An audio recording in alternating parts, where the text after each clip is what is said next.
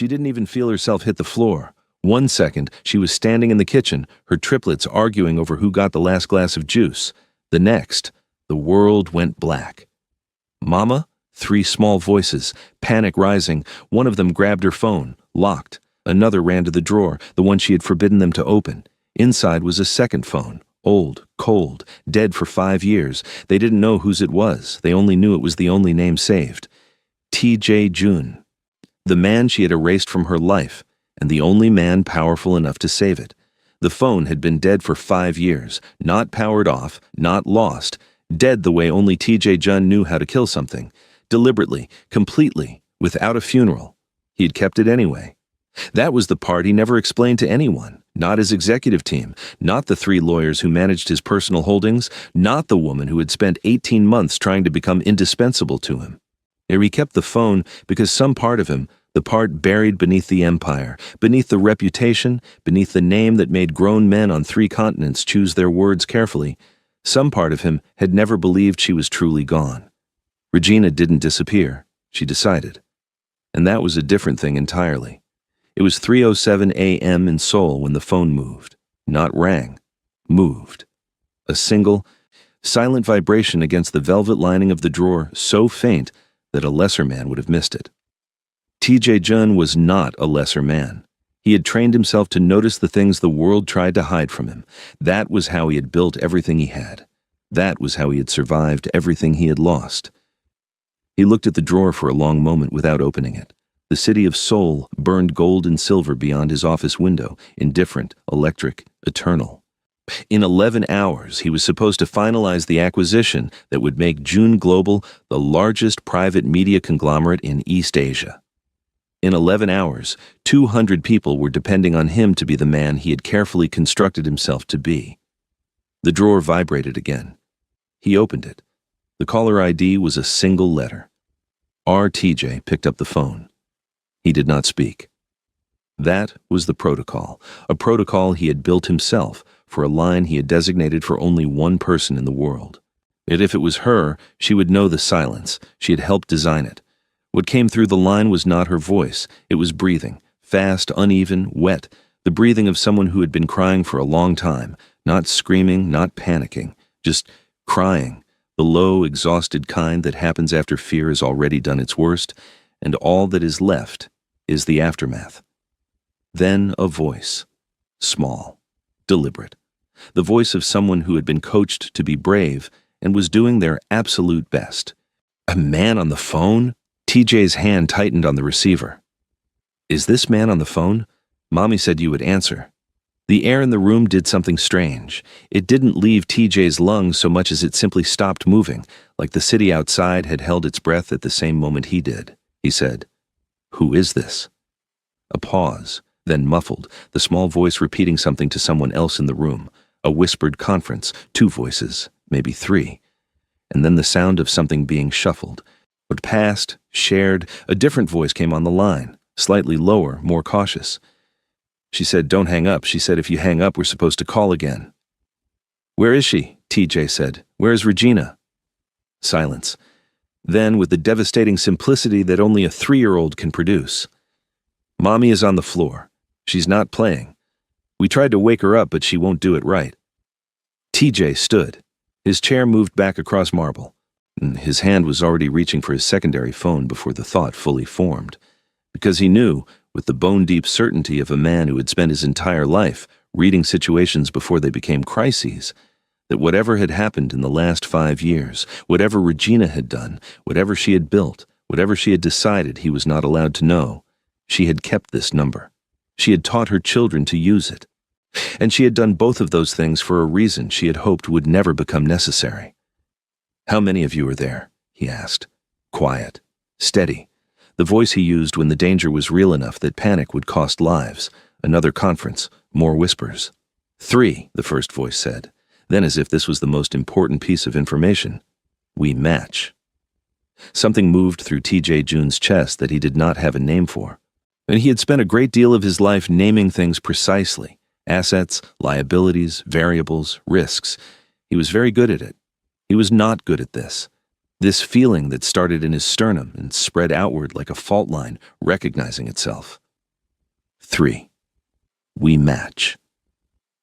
He thought of her face, Regina, the way she looked the last morning he ever saw her, calm in a way that had not made sense to him until much later, once she was already gone and the calm revealed itself in retrospect.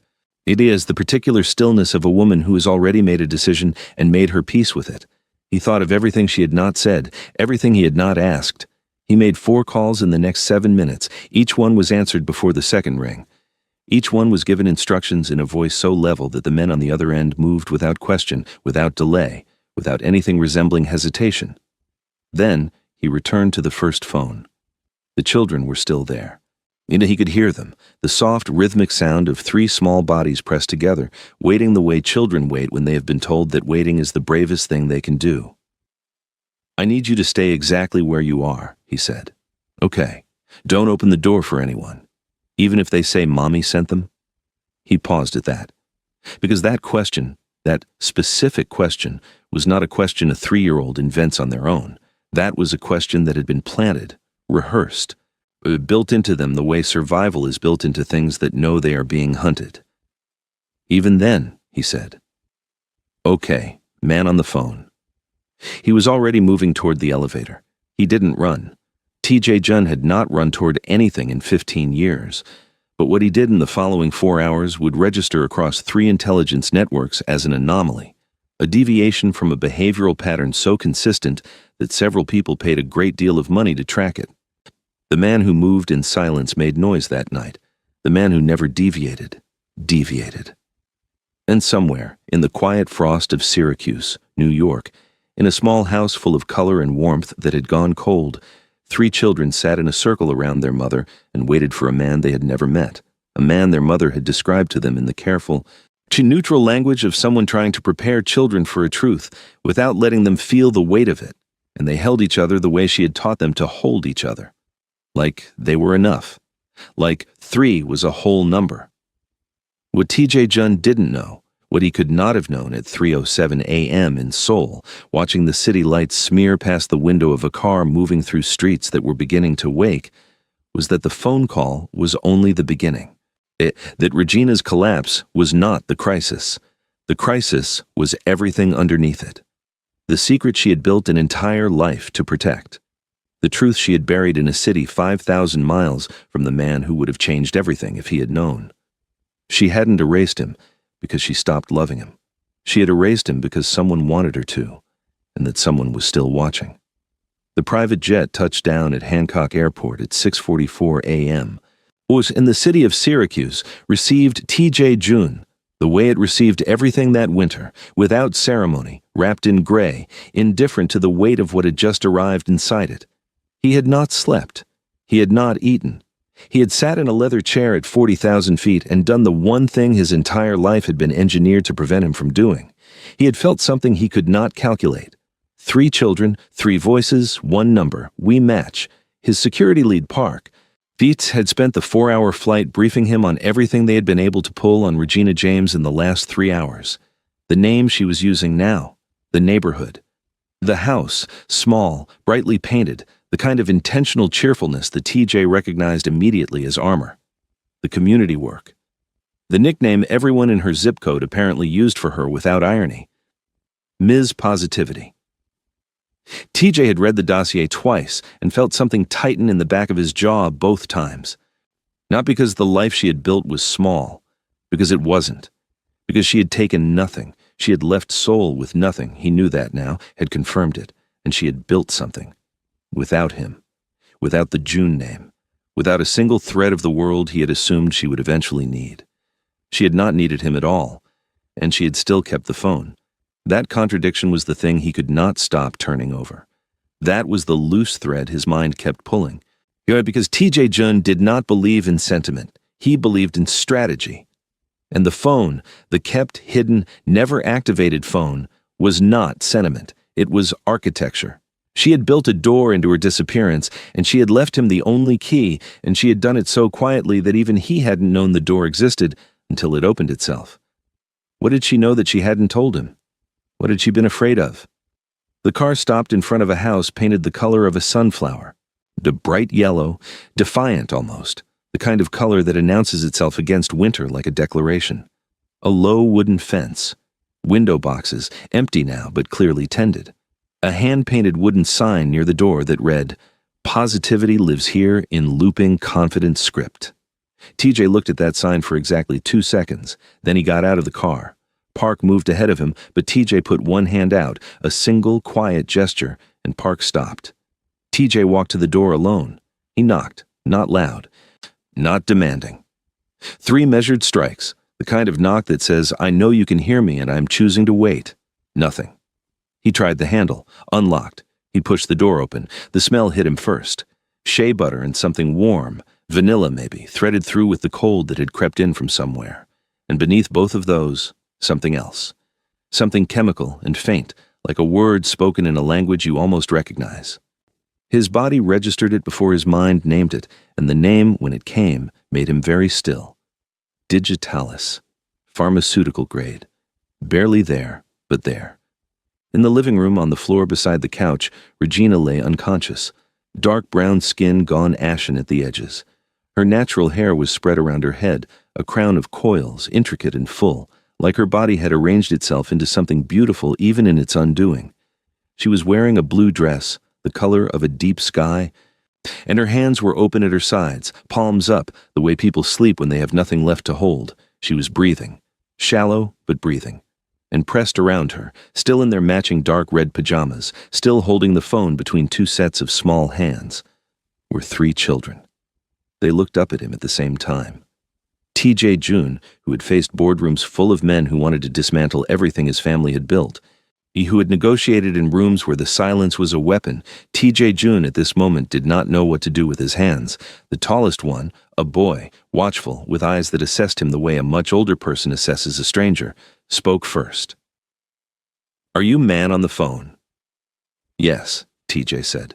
The boy looked at him for a long moment, looked at him the way TJ himself looked at contracts, searching for the clause that would cost him something. "You don't look like a monster," the boy finally said. "Mommy said you were the only one big enough to scare the other monsters." The sentence landed like a hand pressed flat against a wound. She had told them about him. Not warmly, not tenderly, but she had told them. She had built him into their survival vocabulary. She had handed them his number and his name and the context they would need to use both, and she had done it with the calm, as devastating precision of a woman who understood that she was the only line of defense between her children and something she could not fully name to them, but she had named it to herself. He crouched down to their level. It was not a natural posture for him. His body was built for towers, for height, for the particular advantage of being the tallest person in any room. On his haunches, eye to eye with 3 3-year-olds in red pajamas, TJ June felt something crack open in his chest cavity and let the cold air in. "What are your names?" he asked. "Leo," said the watchful one. "Leah," said the second, a girl with a jaw like a small fist, squared and certain, who was looking at him not with fear but with an evaluation that made him feel, somehow, seen. "Luna," said the third, the quietest, the one who had stayed closest to Regina's shoulder, whose eyes were enormous and dark and full of a knowledge that sat far too heavy for a face that small. 3. They matched. They were looking at him with 3 different versions of a face he had seen every morning in the mirror for 34 years. TJ did not allow himself to feel it fully. Not yet. There was work to do first. There was always work to do first. Feel it later, handle it now. He called Park in. He called the private medical team that had followed in the second vehicle. Fardy watched them move around Regina's still body with professional efficiency, checking her vitals, drawing blood, documenting, and he stood at the edge of the room with his arms at his sides and his face composed and his mind moving at a velocity that looked, from the outside, like stillness. The lead medic looked up at him from across the room and said quietly, so the children couldn't hear, "This isn't collapse from exhaustion, sir. Her blood work will confirm. But the symptom pattern is consistent with digitalis exposure," TJ said. The medic stopped. "You identified it. I've seen it before." He had. Once. In a room in Seoul.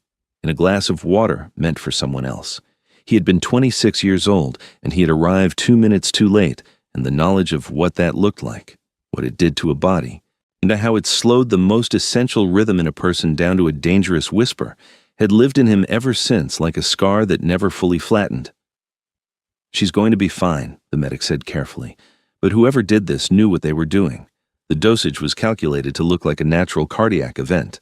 If she'd been alone, he stopped himself. She hadn't been alone, that was the thing. She had 3 3-year-olds who knew exactly what phone to call and exactly what to say and exactly how to stay calm while everything around them was falling apart. She had prepared them for this, specifically for this. TJ looked at the phone still clutched in Leo's small hands. The boy hadn't put it down. He was holding it the way his mother must have taught him to hold it, firmly, like a lifeline, like the most important object in the room. What did Regina know that had made her this afraid? And who had she been afraid of, really? That was the question TJ Jun carried with him as they lifted Regina onto a stretcher in the Triplets, without being told, without being asked, lined up beside her in height order, and walked out of the yellow house into the Syracuse cold, as though they had rehearsed this too, as though their mother had rehearsed everything. What he discovered next would change the entire shape of everything he thought he knew about why she had left. The VIP wing of the hospital had been cleared within 20 minutes of their arrival. Not because TJ Jun had made demands, he hadn't. He had simply made one phone call to the hospital's primary donor board, and the rest had arranged itself the way money arranges things when it is deployed with precision rather than noise. Quietly, completely. Without the kind of spectacle that draws attention to itself. Regina was in a private room. The Triplets were in the adjoining suite with 2 of TJ's staff, a woman named Una who had 3 children of her own and who had, within 4 minutes of meeting Leo, Leah, and Luna, somehow negotiated a truce based on the existence of a cartoon TJ had never heard of and the promise of dinosaur-shaped food. TJ sat in the chair beside Regina's bed and watched her breathe. That he was very good at watching things. Most people thought of observation as a passive act. They imagined that watching meant waiting, meant patience, meant the absence of action. TJ Jun had built an empire on the opposite truth. Watching was the most active thing he did. It was where everything began. But sitting still beside Regina was a different kind of exercise entirely. She had changed. Of course she had. 5 years did that to people. Softened some things, sharpened others. Wrote new information into the geography of a face. Her cheekbones sat a little higher, or maybe he had forgotten how high they sat. Her mouth was slightly drawn even in unconsciousness, the expression of a woman who had been solving problems in her sleep for years because the waking hours hadn't given her enough time to solve them all. She was beautiful, in a way that had nothing to do with arrangement. Or it was the kind of beauty that comes from a person occupying their own body with complete authority, from a woman who had decided, somewhere along the line, that she did not require external validation to take up space. Regina had always had that quality. It was the first thing he had noticed about her in Seoul, back when noticing her had still felt like a choice. It hadn't been a choice for very long. His phone vibrated. He looked at the screen. His father's number. He declined the call, set the phone face down on the bedside table, and returned his attention to Regina's face. 3 minutes later, the phone vibrated again. This time it was a text. TJ. What you're doing is theater. Come home. The assets can be processed quietly. Assets. His jaw tightened. He read the word twice, the way you press a bruise to confirm its depth. Then he turned the phone over again, screen down, and did not look at it. The medic's report had come back 40 minutes ago. The digitalis toxicity, sublethal, carefully calibrated, designed to mimic a cardiac event in a person without a prior cardiac history. Whoever had done this was not improvising. They were executing a plan that had been thought through by someone who understood both pharmacology and plausible deniability. This wasn't random. This wasn't opportunistic. Someone had targeted Regina specifically and had done it in a way that would have left no trace if the children hadn't called, if TJ hadn't come, if she had simply been found hours later when the narrative of a young single mother with an undisclosed condition was already available and waiting to be applied. The narrative had been prepared. That was what kept turning over in TJ's mind. The cover story existed before the event, which meant whoever had done this had known enough about Regina's life, her isolation, her independence, or her deliberate distance from any system that might have had a record of her, to design a disappearance that looked like her own body failing her. He was still working through the implications of that when the door opened. He did not look up immediately. He heard the sound, the specific rhythm of sneakers on hospital floor, small, quick, determined, and then a small body was at his elbow. Leah, the squared jaw, the level gaze, the absolute refusal to be unnoticed. "Is she going to wake up?" Leah asked. No preamble, no softening. "Yes," TJ said. "How do you know?" "Because I will not allow anything else." Leah considered this with the gravity of a much older person. She looked at her mother. She looked at TJ. She looked at the way his hand was resting on the bed rail, close to Regina's hand but not touching it, a proximity that was its own kind of statement. "You're angry at her," Leah said. TJ looked at the child. "Why do you think that?" "Because you look at her the way Leo looks at his breakfast, when he wanted something different but he's not allowed to say it." Something moved through TJ June's chest that wasn't quite a laugh but was in the same family, and he pressed his mouth together and looked away from the child before she could register how precisely she had read him. He was angry. He was furious in the low, slow-burning way that was far more dangerous than the kind that flares and extinguishes. But he was furious at Regina for disappearing, furious at himself for not looking harder, furious at whoever had walked into the life she had built with such careful hands and tried to take it apart at the seams. But the fury was not the loudest thing in the room. The loudest thing in the room was Regina's breathing. Steady now, stronger than it had been at the house, the monitors registering a rhythm that was returning, incrementally, to something that could hold her. And the second loudest thing was the question TJ could not shake. Why did she have his number on a burner phone hidden in a velvet box, not in her regular contacts, not in her phone, in a separate device, encrypted, the kind of phone that required a specific satellite handshake to operate, locked in a box she had presumably told the children about and told them how to use? She had expected something, she had prepared for something, and she had prepared to call him, not the police. Not a family member, not a friend, him, the man she had erased, the man she had walked away from so completely that the first 18 months after she left, TJ had half believed she had never existed at all. The monitor beside her bed beeped once, a slight irregularity, immediately corrected, and TJ's hand moved before he thought about it. It moved across the bed rail and settled, lightly, at the edge of Regina's fingers. Not holding, not claiming, just present. A contact point. The way you place your hand on a wall in the dark to confirm the room still has edges. Her fingers were warm. That surprised him. He had expected cold. Her fingers were warm, and her chest was rising and falling with the steady, stubborn rhythm of a woman who had survived things she hadn't been designed to survive. And TJ June sat in a hospital chair in Syracuse, New York, and with the city's gray winter pressing against the window and his father's unanswered texts accumulating on a face-down phone. And he made a decision. He was not leaving without answers, and he was not leaving without her. What happened the next morning would change the architecture of his entire world, and she wouldn't even be awake to see it coming. She woke at 4:17 a.m., not gradually, not the slow, a cinematic return to consciousness that people describe when they have never actually been brought back from the edge of something. She woke the way she always woke. All at once, fully, eyes open before the rest of her body had caught up, already scanning the room for information before she remembered she needed to breathe. The ceiling was white, the light was low. There was the particular antiseptic warmth of a hospital room, and the sound of something monitoring her pulse. And she became aware of this in stages, the way you become aware of heat, a presence to her left. She turned her head. TJ Jun was asleep in the chair beside her bed. She had prepared for a lot of things. She had run scenarios in her mind for 5 years, not obsessively, not sentimentally, but practically, the way a woman who has survived on strategy prepares for variables.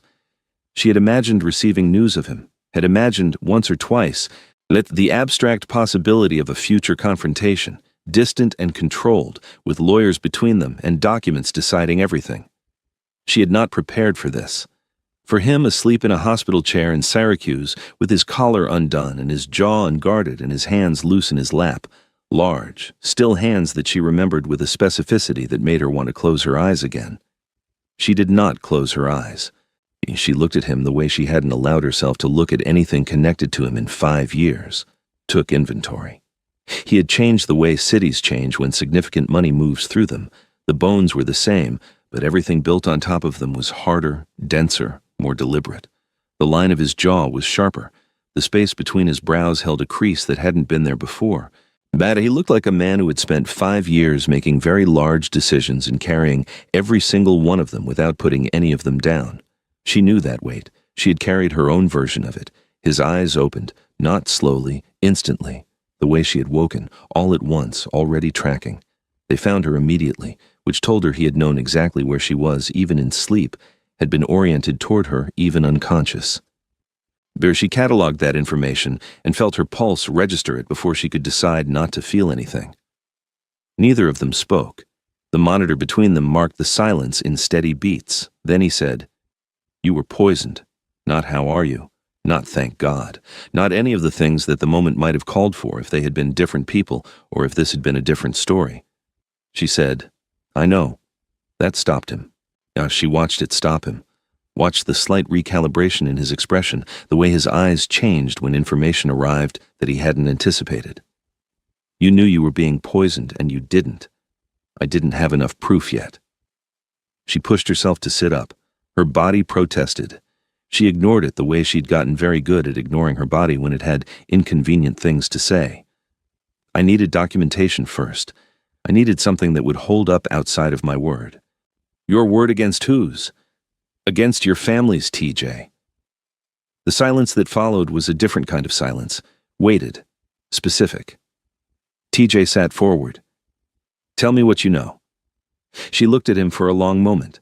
This was the calculation she had run 1,000 times, not whether to tell him, but when and in what order, and whether the version of him that now existed was the version she had once believed he could become, or the version she had ultimately decided she couldn't risk waiting for. "Your board of directors," she said, "has been laundering acquisition capital through a network of upstate New York real estate holdings for 3 years. Shell companies, clean paperwork, plausible distance from the main entity. I stumbled onto it by accident. I was helping a non-profit I volunteer with navigate a property dispute, and the ownership chain didn't resolve the way it should have. I pulled the thread." She paused. The thread went all the way to Seoul. TJ was very still. "I started documenting. I was careful. I thought I was careful enough." She looked at her hands. "The neighbor, the one who brought me soup twice a week for 6 months, who babysat when I needed a meeting, who I considered—" She stopped. The word friend sat in her throat like something she no longer trusted. She was placed. "She had been there before I moved in, TJ. Your board anticipated where I might surface. They were watching for me." "How long?" "At least a year." "And you didn't call me." "I was building a case. I needed it to be airtight before I trusted anyone with it, including you. That landed." He let it land. He did not flinch from it or argue with it. She registered that, and it registered as information, the way everything he did became data she was always compulsively processing. "Where is the documentation?" he asked. "Somewhere your board will never think to look." "Regina, I'm not telling you while I'm in a hospital bed with no leverage." The directness of it seemed to surprise him. She held his gaze steadily. "I built that case over 18 months. It's the only thing standing between me and being a very tidy loose end. I don't give it up until I have terms." Silence. Then TJ Jun did something she had not expected. He sat back. He looked at her with an expression she could not entirely read, part calculation, part something older and less categorizable, and he said, "What are your terms?" She had prepared for resistance, for the particular variety of arrogance that had once made it so difficult to breathe in the same room as him. She had not prepared for this, for him asking. "My children stay with me," she said. "Always, unconditionally, agreed. I retain legal custody, independent of whatever your family argues, agreed. I finish the case my way. With my contact at the FBI, you provide resources, not control." He was quiet for a moment. "And what do I get?" She looked at him. "You get your name on the right side of a federal investigation before it becomes public. And you get the 3 people who called you man on the phone at 3 a.m. The monitor between them beeped, once, twice, regular, steady, holding.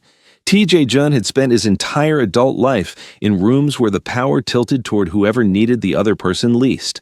He had built his reputation on being the one who needed nothing, who wanted nothing. Who could sit across any table in any city in the world and make the other party feel the weight of that indifference? He was sitting across from a woman in a hospital gown who had just negotiated with him while still recovering from attempted poisoning, and he was the one who felt the weight. He extended his hand. Terms accepted. She looked at his hand, looked at it with the careful appraisal of a woman who understood that some things, once touched, could not be put down again. She had known that about him once before. She had walked away from it because she had to, not because the pull had stopped. She shook his hand. His grip was firm, warm, brief. He let go before she had fully processed the contact, which told her everything about how carefully he was managing himself in this room. Good. She was managing herself just as carefully. What she didn't know yet, what she couldn't have known, lying in that hospital bed in the gray Syracuse dawn, was that T.J. Jun had already made a second set of decisions that went beyond terms, beyond cases and documentation and federal investigations. And those decisions were about to make someone in Seoul very, very afraid. It started with the lights. At 11:23 p.m. on the second night, the hospital's backup generators kicked in a half-second after the main grid dropped. Bar in the transition was jagged enough to wake TJ from a sleep he had only partially surrendered to. His eyes were open before the emergency lighting finished cycling. His hand was already on his phone. 3 missed calls from Park, received within the last 4 minutes. He was moving before he finished reading. Park met him in the corridor with the expression of a man who had very bad information and was choosing how much of it to deliver in the next 10 seconds. The board didn't send a legal team, Park said quietly. They sent an extraction unit, 4 individuals. Hospital security credentials, forged, we think. They came in through the service entrance during the power window. Where are they now? 1 is confirmed on this floor. 3 are unaccounted for. TJ looked at the door to Regina's room, then at the door to the adjoining suite where his staff was with the triplets. His mind moved through the geometry of the problem the way it moved through every problem, rapidly, without sentiment, looking for the architecture underneath the emergency. Move the children first, he said. Service elevator. Don't use the main corridors. And Ms. James, I'll move her myself. TJ went back into Regina's room. She was already awake. Of course she was. She was sitting up in the bed with her IV arm extended in front of her, and her eyes moving through the same geometry his had. She was calculating exits, lines of sight, what she had available and what she didn't. She looked at him when he came in and said nothing, but her chin lifted slightly in the particular way he remembered. Tell me what I need to know, and I will handle my part. We need to move, he said. Now. She pulled the IV out herself. He watched her do it with steady hands and no hesitation, and felt something that was not quite admiration, because it was something older and more specific than admiration. He handed her the change of clothes Una had left in the room, and turned his back and moved to the door and listened to the corridor while she dressed. He was listening for footsteps. What he heard instead was her voice, low and controlled. Your board knew I was here before you did. Yes. Which means someone in your organization tracked the phone call. Yes. Which means whoever is coming doesn't know what I've already sent to my real FBI contact. They still think they can stop this. Can they? No. Complete, absolute, said, with the confidence of someone who has already moved the most important pieces to a position that cannot be recalled. I sent the first package 3 days ago. I was waiting to see what happened. He turned. She was dressed. Her natural hair was down. She hadn't had time to pin it, and it surrounded her face in full, dense coils that made her look like something ancient and unhurried, regardless of the hospital corridor and the emergency lighting and the situation pressing against all sides. She was barefoot. She looked at him with dark, level eyes. I used you as bait, she said. Flat, factual. I knew that calling you would accelerate their timeline. I needed them to move before they expected me to be ready. The sentence sat between them like a lit match. T.J. Jun processed it with the cool, comprehensive attention of someone who had just been shown a move he hadn't anticipated from a player he had been underestimating. You were never just hiding, he said. No, she looked at him steadily. I was hunting. I just needed time to finish. He held her gaze for one measured moment. In it, something transferred between them. Not warmth exactly, not yet. but the specific regard of two people who have just confirmed that the other one is capable of playing at their level. Then let's make sure you get to finish, he said. They moved. The service corridors were dim and smelled of industrial cleaning fluid and old concrete, and Regina moved through them with a controlled urgency that matched TJ stride for stride, despite the bare feet and the residual unsteadiness of a body still recalibrating. They reached the service elevator. Inside, Yuna was already there with Leo, Leah, and Luna, the children in their red pajamas, wide awake and silent, with the particular seriousness of children who understand that being quiet right now is the most important thing they can do. Leo looked at his mother.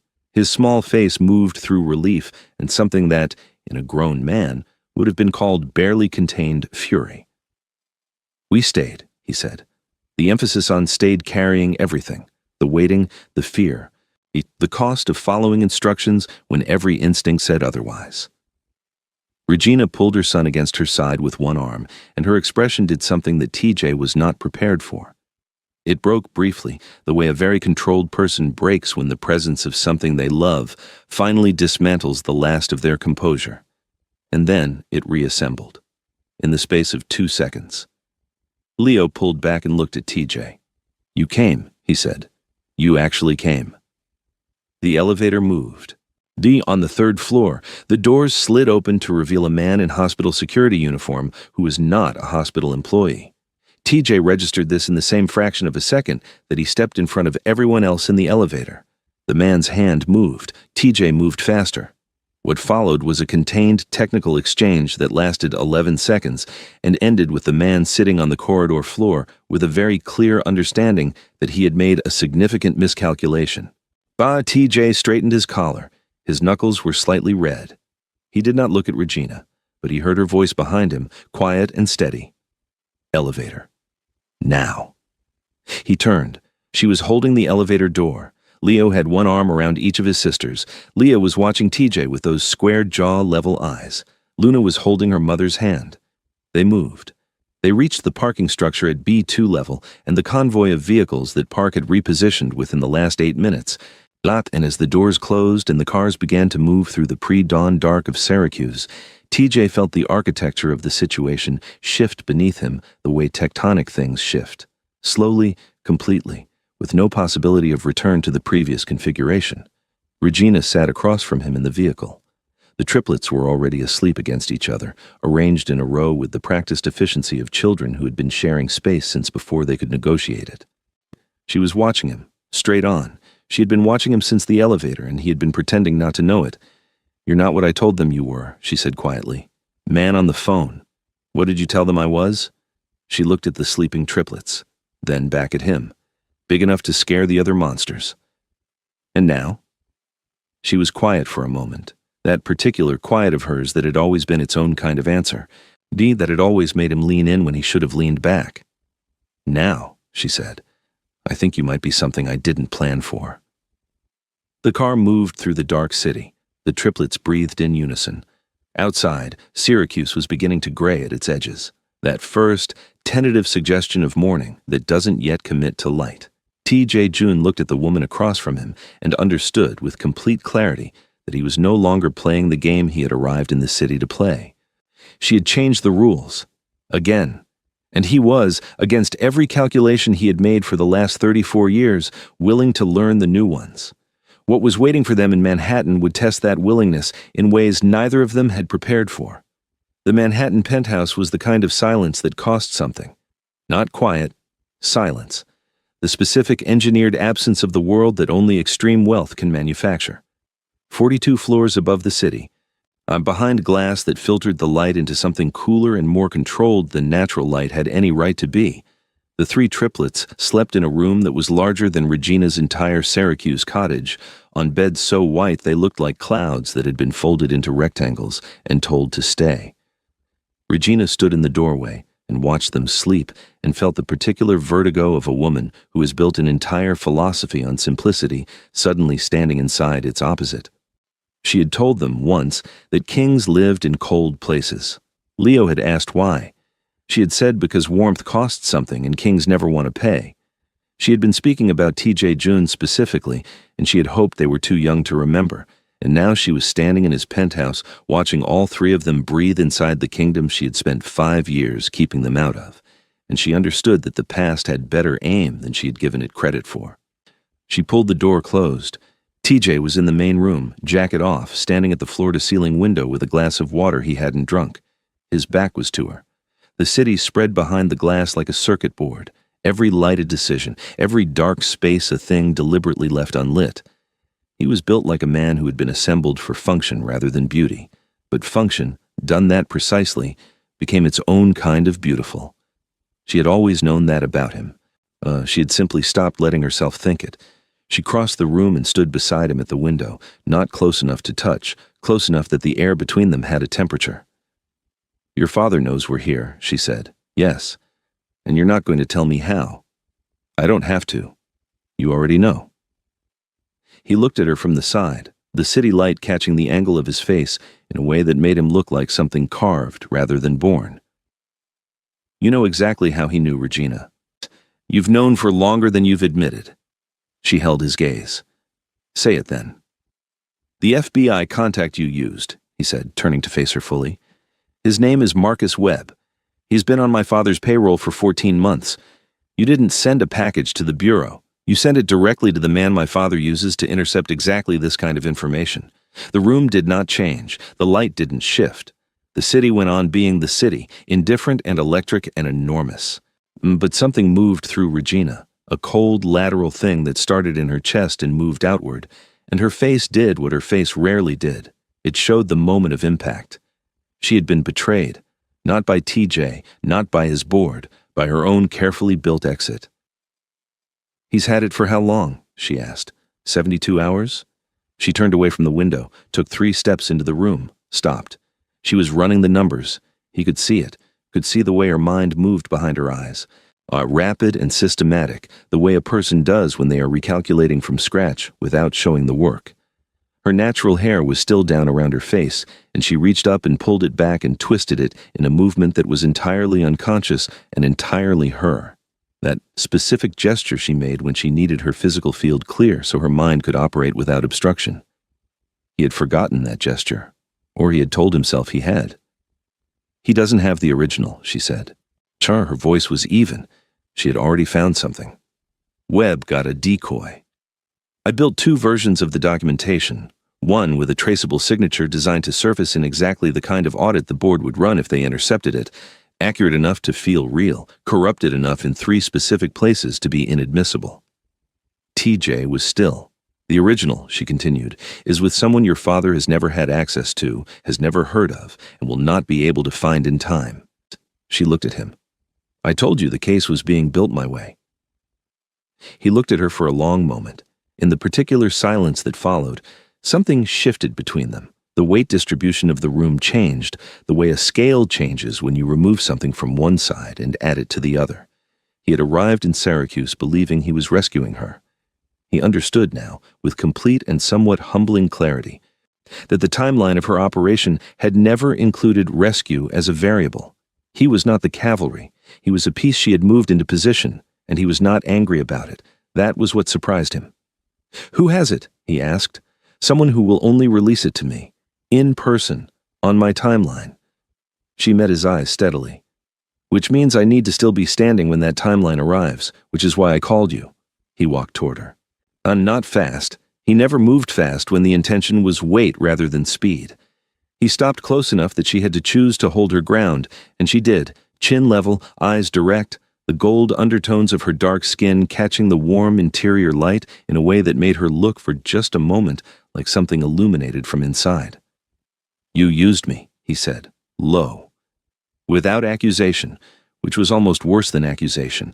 "I needed someone the board would respond to." She didn't look away. Someone whose presence would force their hand before they were ready. You were the only person on the planet who qualified. Because of the children. Because of who you are. A pause. Fractional. Almost imperceptible. "The children are why I kept the number. But you are why it worked." The space between them was doing something that neither of them was naming. It had a pressure, like weather. was like the particular atmospheric change before something decisive happens, and the air knows it before the people do. He reached out and adjusted the twist of her hair, a single, deliberate contact, his fingers grazing the back of her neck for 1 second before he stepped back. Not a claim, not a question. Something more precise than either. A reminder of what his hands remembered even when the rest of him was trying to make decisions. She felt it move through her in waves she refused to show. "I need access to your secure server," she said. Her voice was the same. She was very good. "I know," he said. He was already moving to the desk. What neither of them said, what sat in the room between the window and the desk and the sleeping children and the weight of 5 years of deliberate distance, was that the calculation had changed. That the board and the documentation and the FBI and Marcus Webb were all still real and all still urgent, and none of them were the most dangerous thing currently in this room. The most dangerous thing in this room was that neither of them had moved to put more space between them. What she found on that server would break something open, not in the investigation, in her. And it would confirm the one thing she had spent 5 years refusing to believe about TJ June.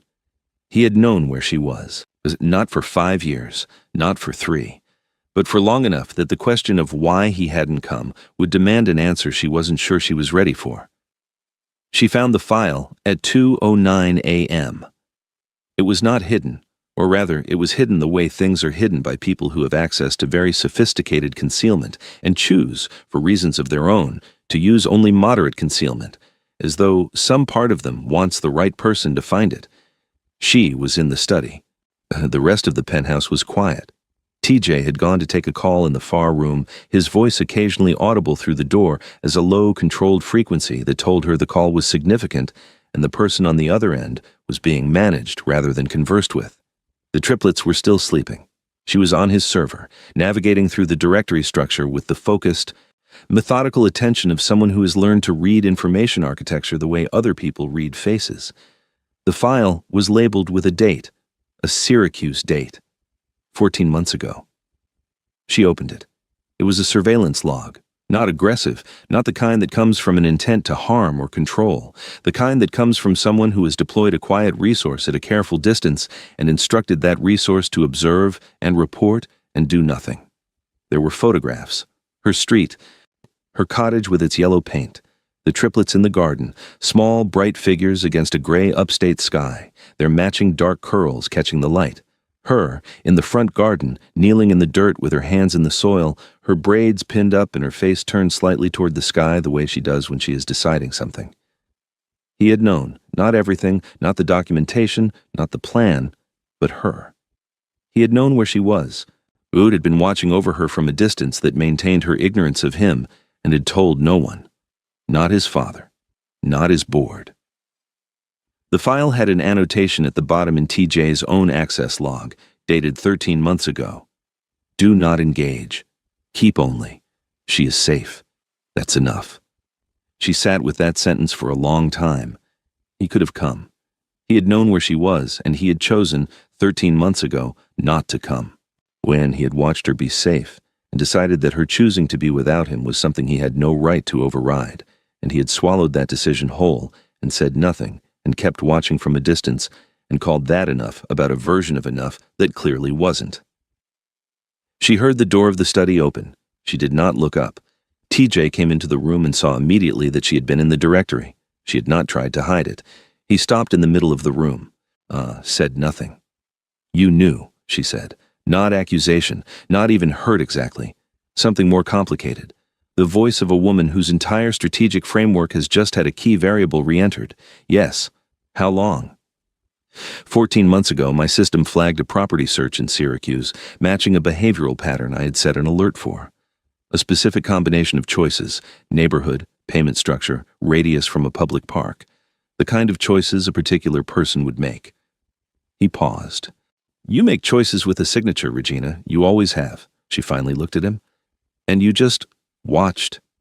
You left, he said simply. You made a choice. I wasn't willing to unmake it for you. The room was very quiet. That's the most infuriating thing you have ever said to me, she said, and you have said some genuinely infuriating things. Something moved in his expression, Not quite a smile, the ghost of one, the structural implication of one without the full commitment. I know.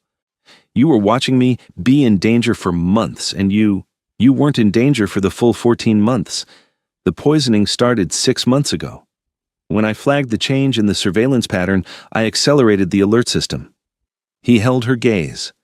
3 weeks ago, my system picked up a pharmaceutical purchase in your zip code consistent with a digitalis derivative. I was already planning to come. She stared at him. You were already planning to come. And then the phone rang and you beat me to it. The not smile again. Controlled. Almost wry. You are always 6 steps ahead of where I think you are. Regina looked at the screen, at the photograph of herself in the garden with her hands in the soil and her face turned toward the sky. She looked at it for a long time. The children, she said, in those photographs. Did you? Yes. One word. And in it, the weight of 14 months of a man looking at images of 3 children who looked like him and choosing over and over not to arrive uninvited into a life that had decided to be built without him. She stood. She crossed the room, and TJ held still the way he held still when something important was happening that he could not control. And she stopped in front of him close enough that she could see the specific tension in the muscles along his jaw, the controlled holding of a man who has run out of calculated moves and is now operating on something older than strategy. She put one hand flat against his chest, not gentle, not romantic, deliberate. The way you put your hand on something to confirm it is real. His heart was very loud. You should have come, she said. I know. His voice was lower than she remembered it being capable of getting. I know, Regina. I needed you to come. She said it the way people say the most honest thing, quickly before the mind can object, not to fix anything, not to take over. I just needed, I know. He put his hand over hers, held it there against his chest, against the loud, inconvenient, completely unstrategic truth of what his body was doing in this room with her this close. I know what you needed. And I made a decision I thought was right, and I was wrong. And I'm here now. She looked up at him. He looked down at her. The air between them was no longer just temperature. It was every unanswered conversation, every erased contact. Every night she had not let herself think about him. Every morning he had looked at a surveillance photograph and told himself that her being safe was enough when it had never, not for a single day, been enough. It was 5 years compressed into a room, into the distance between a hand on a chest and a decision neither of them was quite making yet. She didn't step back. He didn't move forward. They stood in the suspended gravity of 2 people who have been here before, in this exact space between restraint and ruin, and know exactly what it costs to cross it. Then she said very quietly, "When this is over, TJ." His jaw tightened. He understood what she meant. Not yet. Not while everything was still burning. Not while the case was open, and his father was circling, and the children were asleep in the next room, and the ground between them was still too freshly turned to hold the weight of what they were not yet saying. When this is over, he agreed. His voice was low enough that it felt like a secret. He let go of her hand, slowly, the way you set down something fragile. He stepped back. He picked up his phone from the desk. He walked to the door. At the threshold, he stopped. Without turning, "I didn't come because you chose to leave, but I never stopped choosing you." He left the room. She stood alone in the study, her hands still warm where his had been, the city burning 42 floors below her, and she pressed her eyes closed and breathed and breathed and breathed.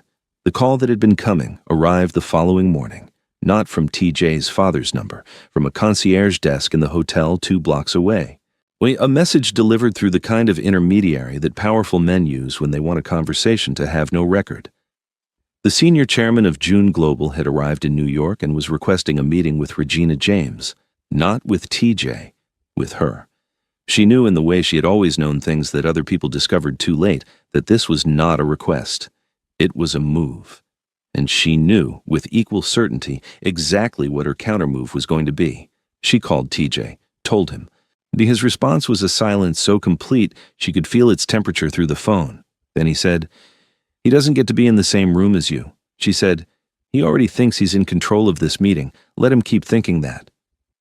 Another silence. Shorter. The kind that means someone is updating their assessment. You want to use him, TJ said. She said, I want him to use himself. There's a difference. They met the senior chairman at a private dining room in a Manhattan hotel, the kind of room that has no windows and very thick walls, and a staff trained to see nothing and document less. TJ's father arrived precisely on time because men like him understood that lateness was theater and precision was dominance. He was compact and silver-haired and wore his authority the way a person wears skin, not as something applied, but as something intrinsic. That he looked at Regina the way men of his generation and his world looked at women who had complicated their plans, not with hatred, but with the particular cold appraisal of someone deciding how much something is worth. He did not look at TJ when he entered. He looked at TJ when he sat down, and what passed between father and son was not a greeting. It was a reconnaissance. Regina poured the tea herself, set a cup in front of each of them, sat down and folded her hands on the table with the serene composure of a woman who has decided that this room belongs to her, regardless of whose name is on the reservation. The senior chairman looked at her for a long moment. Then he said, in English that carried no accent, because he had spent 40 years making sure it didn't, You are very composed for someone in your position. She said, And what position is that? A woman, he said. Fee who is sitting between my son and everything he is about to lose. TJ moved. Regina put one hand on the table, not touching him, but visible to him, the gesture a restraint and a communication simultaneously. Stay, I have this. The senior chairman watched the exchange with sharp eyes, and something shifted in his expression, something that might have been, in a man with more flexibility, surprise. With respect, Regina said, your timeline is already over. The documentation your associate Marcus Webb retrieved is a decoy. The original has been in federal hands since yesterday morning. She paused. I imagine your sole office is having a complicated day. The senior chairman's stillness was the particular stillness of a man who has just heard something he did not have time to disbelieve. She continued. The 6 board members who will be named in the first filing know who sent the poisoned food through my neighbor. Thus they will say so when it benefits them to say so, and it will benefit them very shortly. She looked at him with eyes that held nothing he could use, no fear, no anger, no negotiable emotion of any kind. The neighbor, she added, is currently speaking with investigators in a federal building 12 blocks from here. She has been speaking with them since 6 this morning. The senior chairman looked at TJ for the first time since sitting down. And TJ was watching his father with an expression that was not anger and was not satisfaction. It was something more final than either. It was the expression of a man who has spent his entire life inside a structure and has just chosen to walk out of it. This is what you chose, the senior chairman said. His voice was quiet. Over your name, over what I built. TJ said, You built it on the wrong things. I'm building something that holds. The senior chairman stood. He was still composed. Men like him did not unravel in hotel dining rooms. They simply became colder, more economical, more remote. He looked at Regina one final time. She returned the look with the steady attention of a woman who has already won and is simply waiting for the other party to understand it.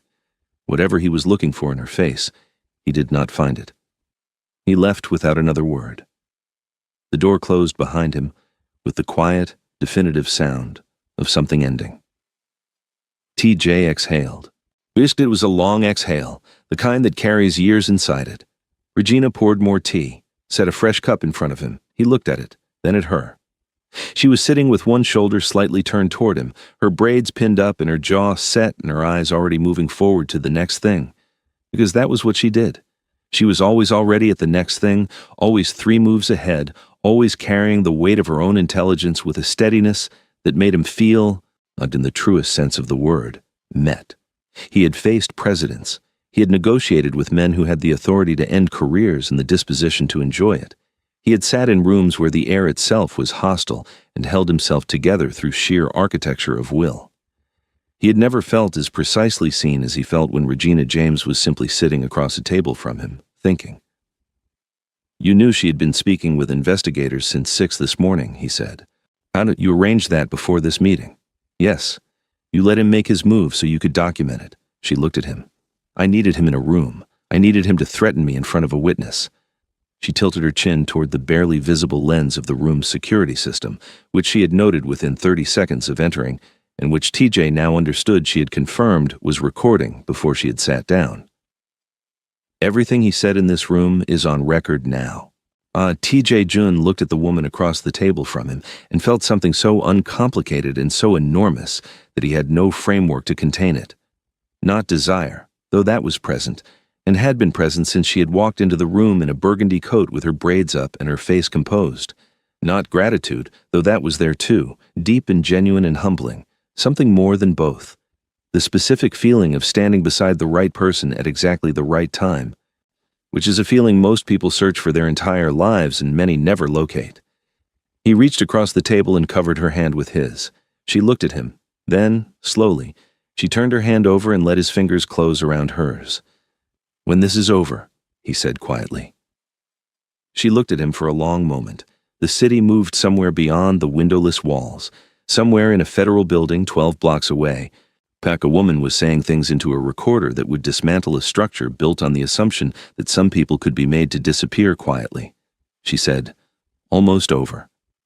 And for the first time in 5 years, she smiled at him, not the composed, controlled expression she deployed as armor. A real smile. Quick, warm, tucking itself away almost before it arrived, the kind that belongs to the private version of a person rather than the version they show the world. He kept hold of her hand. The press conference was not in the agenda. It was not in any agenda, not the one his PR team had built, not the one his board had been circulating, not the emergency protocol his father's legal counsel had faxed to 3 different offices in the previous 6 hours in a desperate attempt to contain what they correctly sensed was coming without being able to see its shape clearly enough to stop it. The shape of it was this. TJ Jun, at 10:17 a.m. on a Tuesday in Manhattan, she walked onto a stage that had been set for a merger announcement, and he was not alone. He was holding Luna. Luna, in a white dress that Una had found somewhere in the previous 2 hours, with her enormous dark eyes and her father's photographic focus, and her mother's particular quality of stillness, the kind of stillness that looks like peace, but is actually attention, complete and uninterruptible. She had one small hand curled around TJ's lapel. She was not scared. She was watching the room with the calm assessment of a child who has been taught that watching is the most important thing you can do before you decide what to say. Leo and Leah walked in on TJ's left, side by side, matched in small bespoke dark blazers. Leo's jaw was set. Leah's chin was up. They looked like him. Anyone in that room who had ever seen a photograph of TJ Jun at age 4 felt the recognition hit them before their minds had finished processing what they were seeing.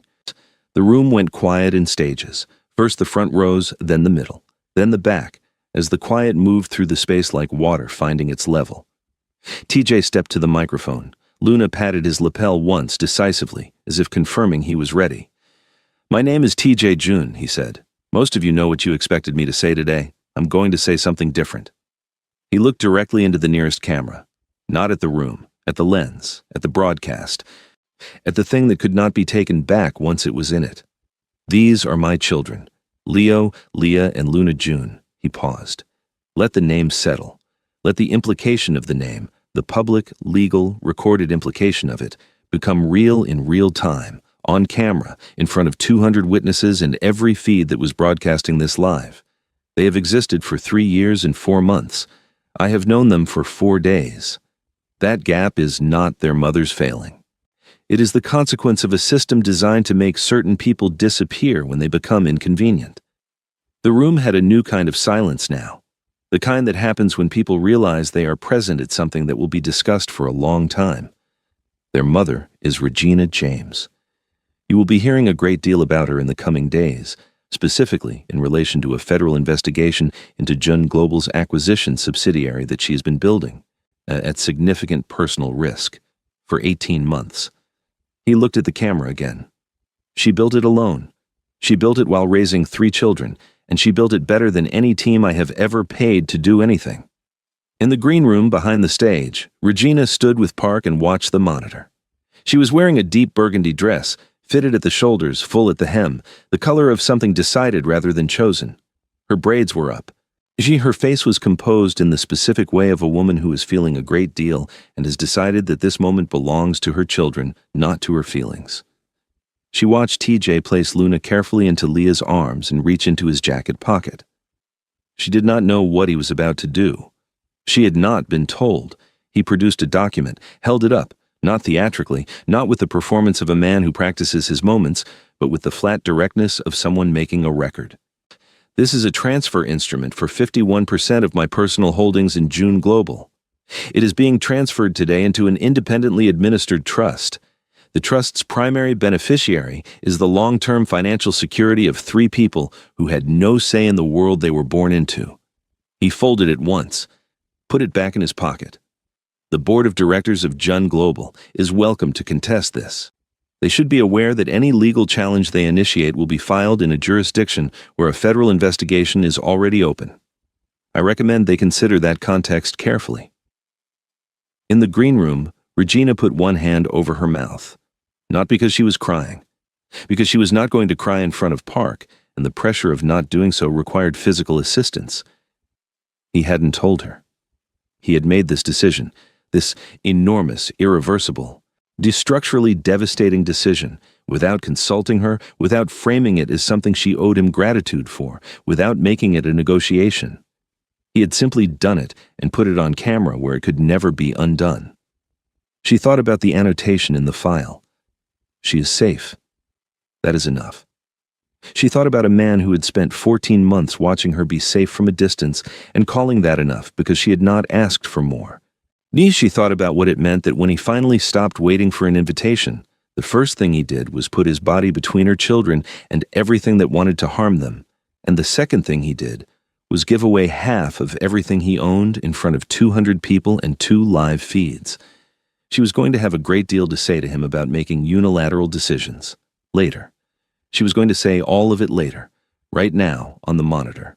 Leo was standing at TJ's side with his square jaw and his watchful eyes, and he looked, for the first time in the 4 days since this had all begun, like a child rather than a small soldier, and that undid her more completely than anything else had. Her phone buzzed, a text from a number she recognized as her true FBI contact, the one she had told no one about, the one who had been waiting on her timeline. The text said, "Watching the feed, beautiful play, ready when you are, say the word." She texted back one word, now. What happened in the next 48 hours would dismantle Jun Global's shadow operations from the inside, surface the names of 6 board members in a federal filing, and result in the senior chairman of Jun Global being escorted from his sole office building by investigators on 2 continents simultaneously. The neighbor who had delivered soup and taken photographs and administered carefully calibrated doses of something designed to look like natural failure was named in 3 separate statements. Her real name was not the one she had given Regina. Her real employer was not the company she had claimed. Every layer of the fiction she had constructed across 6 months of careful proximity was unwrapped in federal documentation with a precision that mirrored, exactly, the precision with which Regina had spent 18 months constructing the case that unwrapped it. The neighbor had believed she was invisible. She had not accounted for the possibility that the woman she was watching back. But that was the part that happened in the news cycle, in the legal record, in the documented architecture of consequence. The part that mattered happened in a green room in Manhattan, where a woman in a burgundy dress turned away from a monitor. I pressed her back against a wall, looked at the ceiling, and breathed. She had been holding that breath for 5 years. She let it go. 6 months is not a long time to rebuild a life. It is, however, exactly enough time to determine whether the rebuilt version has better bones than the original. The garden was going. The triplets had decided, with the collaborative authority that only 3 people who have operated as a unified entity since before they could walk fully possess, that they wanted tomatoes, sunflowers, and something Leo had seen in a documentary that turned out to be a variety of Korean perennial herb that TJ had to have shipped from a specialty nursery in Queens. The herb was thriving. It had no business thriving in a Syracuse garden in the first sustained warmth of late spring, and yet it was, with the particular stubbornness of things planted by people who have survived long odds. Regina was on her knees in the soil when she heard TJ's car. She knew the sound of it now. She had not meant to learn it, had not sat down and decided that this was information she would absorb. But the body learns things the mind doesn't authorize, and over the last 4 months of TJ's careful, deliberate presence in Syracuse, her body had learned his car, his step on the porch, the specific cadence of his voice when he was on a call that required performance versus a call that required honesty. She also knew that he had given the CEO title to a board-approved successor and taken a remote chairman role. She had not asked him to do that. He had told her the way he told her most significant things, as settled fact, not proposal. She was learning to find it less infuriating and more its own kind of language. The language of a man who was raised to lead and is teaching himself at 34 to stay. She stood, brushed her hands on her jeans. He watched him come around the side of the house, because he always came around the side, never the front, and she had never asked why, but she understood it was because the front door of this house belonged to the life she had built alone, and he was choosing not to claim that entrance. He was in a light gray shirt, sleeves rolled to the elbows. He was not trying to look casual. He was simply in the particular way he had always been, exactly as much as he was and nothing else. He stopped a few feet from her. In his hand was a bouquet of yellow flowers, not roses, sunflowers, fresh ones, the kind you get from a market on the corner rather than a florist. She registered the distinction immediately and felt something move in her chest that had no clean name. "The tomatoes are coming up," he said. "Finally," she said. "Leo has been checking them every 2 hours. I know. He sent me a progress report." She looked at him. "He texts you progress reports. Daily." When something warm and slightly undone moved through TJ's expression, the expression he had developed in the last 4 months that she thought of as his Syracuse face, distinct from every other face she had ever seen him make, unguarded in specific places, still controlled in others, a work in progress. "Luna also sent me a drawing of a tomato. It looked more like a planet, but I told her it was an excellent tomato. Regina took the sunflowers, held them, but looked at them in the way she looked at things that required her to decide what she felt before she responded. We got the final filing confirmation this morning," she said. "Webb has been charged. The 6 board members are cooperating." "I know. My lawyers called at 6 a.m. He looked at her. "How do you feel?" "Tired," she said. "Honest, relieved, tired of being relieved." She looked up. "Like I can finally hear the house without something underneath the quiet." He nodded. He understood what she meant. She could see that he understood it, and she could also see that he had his own version of it, his own quiet that had now stopped having something underneath it, and they looked at each other across the particular knowledge of 2 people who have survived the same storm from different positions. "I want to show you something," he said. He reached into his pocket and produced the phone, the satellite phone, the black encrypted, a velvet box phone that had started everything, the one that had been silent for 1,825 days and then screamed back to life at 3:07 a.m. and changed the architecture of 2 lives and 3 small ones simultaneously. She looked at it. "I thought you left that in Manhattan. I came back for it." He held it in his palm, face up, between them. "I've been thinking about what it means that you kept it, not as a romantic gesture. I know you. I know it wasn't that." He looked at the phone, then at her. "You kept it as the last line. The final option. The thing you reached for only when every other wall had come down. Which means that at the end of every contingency you ever planned, when you imagined the worst possible version of what could happen, I was still the answer." She said nothing. She could not immediately find language for what was happening in her chest. "I'm not saying that to claim anything," he continued. "I'm saying it because I spent 5 years being the wrong version of who I needed to be for you. And I spent 14 months watching you be safe from a distance and telling myself that was enough. And I don't want to do either of those things anymore." He looked at her steadily. "I want to be the answer you reach for when nothing has gone wrong yet, not just the last option." The garden was very still around them. The air smelled of soil and something green and growing and the faint sweetness of the sunflowers between her hands. Somewhere inside the house, Leah's voice and Leo's voice were in negotiation about something, and Luna's voice was providing periodic commentary with the unflappable authority of a child who considers herself the decisive vote. Regina looked at the phone in his hand. She thought about the velvet box, about the 5 years of carrying it from city to city, apartment to apartment, house to house, never activated, never disposed of. She thought about the weight of it and the reason for the weight and the particular kind of grief that comes from keeping something you're not sure you'll ever be ready to use. She thought about 3:07 a.m. and 3 children in red pajamas holding a phone between their small hands and the way the line had opened to the sound of breathing. She reached out and took the phone from his palm. He let her take it. He watched her look at it. He did not try to manage what her face was doing. She looked at it for a long time. Long enough that the light in the garden shifted slightly, the afternoon moving almost imperceptibly toward evening, the garden going golden at its edges in the unhurried way of late spring. Then she held it out to him. "Let's walk," she said. He took it.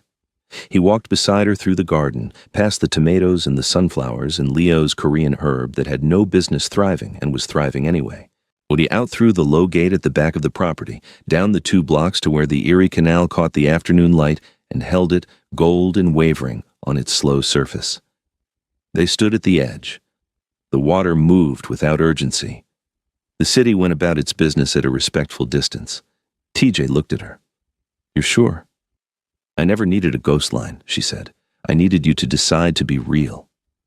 She looked at the water, then at him, at the man who had answered at 3:07 a.m., who had kicked in a yellow door, who had sat in a hospital chair in the dark with his hand at the edge of her fingers, who had walked onto a stage holding their daughter and given away half of everything to say these people are mine and I am choosing them, who had sat across from his father in a windowless room and watched the old world lose because she had already replaced it with something sturdier. "You decided." He turned the phone in his hand once, then, without ceremony, without performance, he tossed it into the Erie Canal. It hit the water and sank immediately. No drama, no linger. The canal accepted it the way it accepted everything, without comment, without distinction, as simply another thing that had served its purpose and was now released. The surface closed over it. Beside him, Regina exhaled. And it was the exhale of 5 years, of Syracuse and Seoul and velvet boxes and satellite frequencies, and the particular, an exhausting weight of loving someone from a distance while pretending you have moved on. TJ Jun reached for her hand. She let him take it. His grip was warm and immediate and real, and she laced her fingers through his with the quiet, unhurried certainty of a woman who has made a decision and does not intend to revisit it. Behind them, 2 blocks away, 3 children were in a garden. Leo was checking tomatoes. Leo was winning whatever argument they had been having. Luna was watching a bee with the complete attention of a child who finds the world, in spite of everything, endlessly worth watching.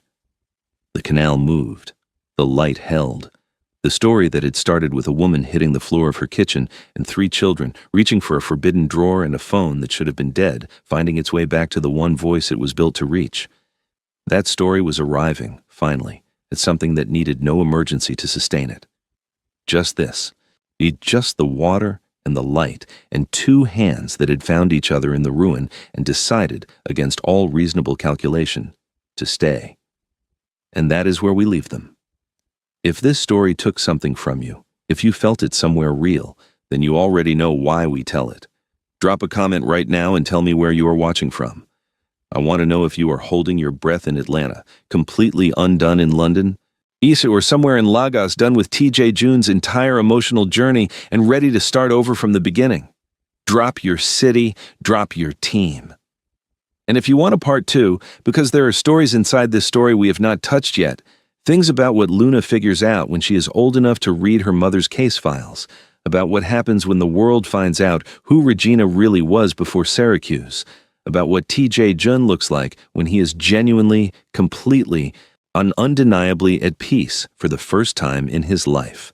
Comment part 2. Right now, so I know you are ready, subscribe, hit the bell. Share this with someone who needs a story that does not flinch. The best ones never do.